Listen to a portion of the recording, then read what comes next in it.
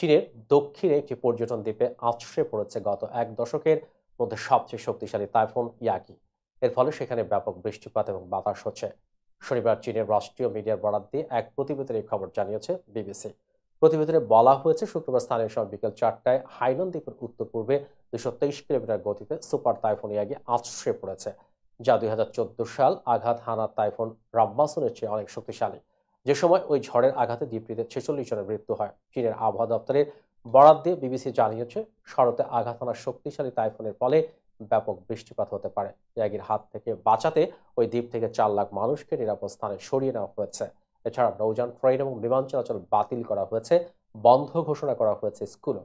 গত সপ্তাহে ফিলিপাইনের উত্তরাঞ্চলে টাইফুন ইয়াগি ব্যাপক ধ্বংসযজ্ঞ চালানোর পর শক্তি আরও দ্বিগুণ হয়েছে।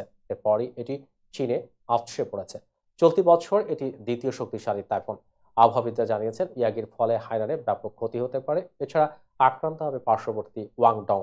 এই এলাকাটি চীনের অন্যতম জনবহুল অঞ্চল। ইন্দো প্যাসিফিক ট্রপিক্যাল সাইক্লোন সতর্ক কেন্দ্রের উপদেষ্টা বৃহস্পতিবার বলেন, সুপার টাইফুন ইয়াগি ভয়াবহ আকারের একটি ঘূর্ণিঝড়। এর আঘাতে ব্যাপক বৃষ্টিপাত এবং ভূমি ধস হতে পারে। একটি সুপার টাইফুন শক্তির দিক দিয়ে 5 ক্যাটাগরি হ্যারিকেনের সমতুল্য।